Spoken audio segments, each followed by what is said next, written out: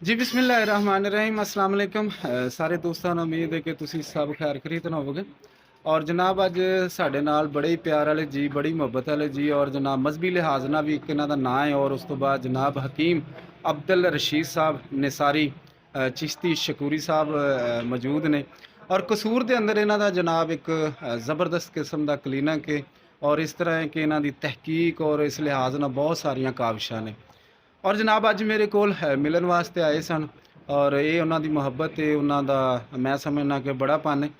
और इस लिहाज नाल मैं मौका जोड़ा फिर वो गवाया नहीं कि मैं क्या चलो हो ना सके कि जनाब को एक नुस्खा तमाम उम्मत मुसलमान वास्ते और दीगर जोड़े दोस्त अहबाब ने उन्होंने वास्ते जनाब एक इन्हों को लईए जोड़ा कि एक मशहूर इलाज जोड़ा इन्हों का एठरा का। और एठरा के उपर इन्हों की एक बड़ी ज़बरदस्त किस्म की काविश है और बड़ी ज़बरदस्त किस्म का ये इलाज करते हैं। तो चलो जी इन्हों को पूछने जिस तरह के इलाज करते हैं। जी अस्सलाम वालेकुम। वालेकुम अस्सलाम वरहमतुल्लाहि वबरकातुहू। जी हजूर तबीयत कैसी कैसे मिजाज है? अल्लाह ताला दी रहमत करम मालिक दी। जी हजूर जिस तरह कि तुसी एक इलाज के बारे पहले भी तुहाडे बहुत सारे यानी कि गल कि मैं तुहाडे को पुछया भी और इस हवाले नाल तुसी एक दुआ बनाते जे कि जेडे बहुत सारे जेडे मरीज़ ने अठरा दे बिल्कुल ठीक हो जाते हैं। और इस हवाले नाल तुसी दस्सिया कि अगर टीबी के मरीज़ों को भी ये दुआ दी जाए तो काफ़ी हद तक बेहतर होंगे ने। तो ये बारे तुसी एक तो नुस्खा बयान करो और दूसरे नंबर पर अठरा के मरीज़ों को खुराक के लिहाज नाल की दिता जा सकता है, ये हवाले नाल तुसी जरा दसो जी। पहले तो जनाब का बड़ा शुक्रिया कि मैं जनाब शौकत साहब को हाजिर होया। तो प्यार मोहब्बत गल है कि मरारा भैंस जिहड़ी भैंस बच्चे दे दिते होण जी जी उन्दा मरारा लैके उहदे विच मतलब कि खाम मनूर 2 तोले ते बाकी जिहड़ा है ना उहदे तरखटा यानी कि सुंड फिलफिल स्याह फिलफिल दराज ये 1.5 तोला ये मिला के ते उन्हें मिला दिता जाए तो उन्होंने लटकाता जाए खुश्क होने वास्ते। जी जी जो ही वो खुश्क हो जाए उस तो बाद वो 1 तोला जी दवाई तैयार हो गई है मतलब तैयार होया है ये लेना है। तो ये 8 तोले पाने ने मतलब कि सफूफ धमाया बूटी।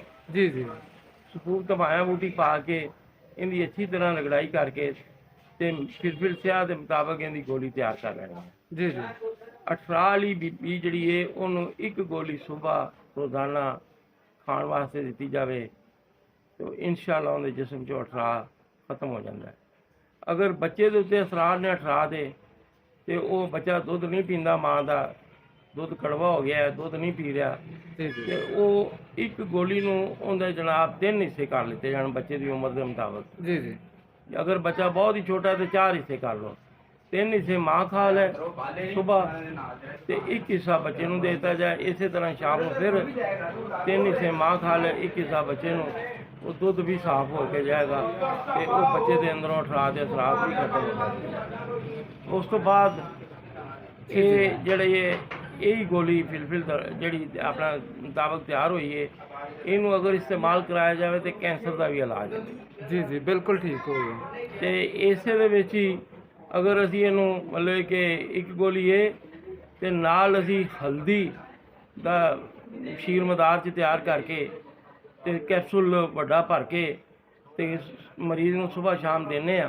जी जी 1 गोली ये रोज़ाना दी जाए, 1 कैप्सूल सुबह 1 शाम ते टीबी का मरीज़ जोड़ा इंशाअल्लाह वो भी सेहतयाब हो जाएगा।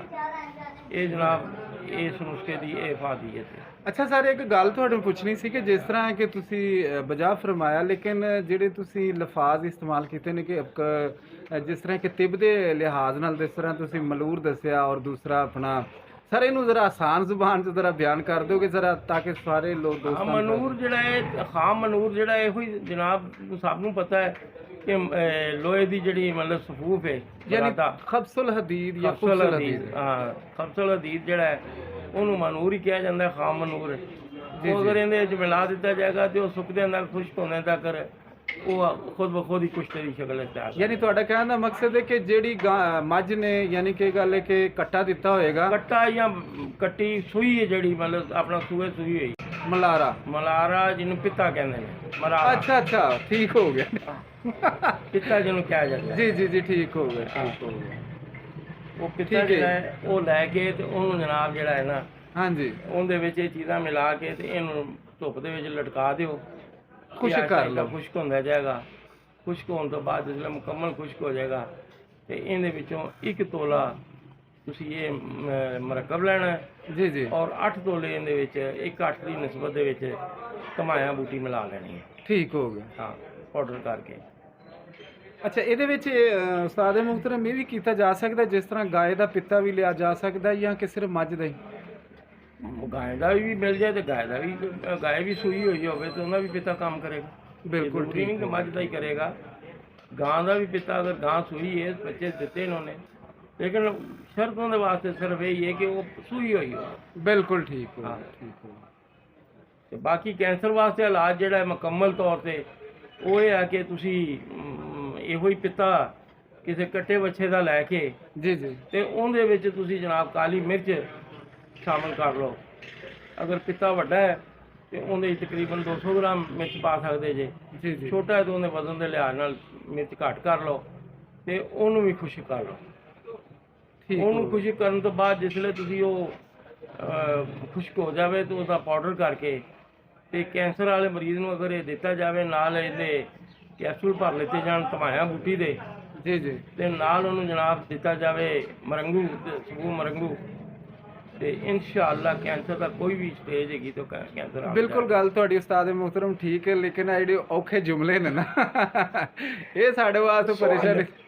ਮਰੰਗੂ ਤਾਂ ਮਹਾਰਾਜ ਜਨਾਬ ਸੁਹਾਂਜਣਾ। ਠੀਕ ਹੋ ਗਿਆ, ਠੀਕ ਹੋ, ਲੇਕਿਨ ਕੁਝ ਲੋਕ ਮਰੰਗਾ ਕਹਿੰਦੇ ਨੇ ਨਾ। ਹਾਂ, ਮਰੰਗਾ ਕਹਿ ਲਓ, ਮਰੰਗੂ ਕਹਿ ਲਓ। ਮਰੰਗ ਠੀਕ ਹਾਂ ਹੋ ਜੀ, ਗਿਆ। ਇਹ ਸੁਹਾਂਜਣੇ ਨੂੰ ਮਤਲਬ ਕਿ ਜਿਹੜਾ ਹੈ ਨਾ, ਤੁਸੀਂ ਇਹਦੇ ਪੱਤੇ ਜਿਹੜੇ ਨੇ ਉਹਦਾ ਪਾਊਡਰ ਕਰਕੇ ਇਹ ਕੈਂਸਰ ਦੇ ਮਰੀਜ਼ ਨੂੰ ਖਿਲਾਇਆ ਜਾਣ, 1 ਚਮਚ ਸਵੇਰ 1 ਸ਼ਾਮ, ਤੇ ਕੂਵਤ ਇਨਸ਼ਾਅੱਲਾ। ਮਦਾਫੀਅਤ ਉਹਦੀ ਵੱਧ ਜਾਂਦੀ। ਬਿਲਕੁਲ ਠੀਕ। ਹਾਂਜੀ।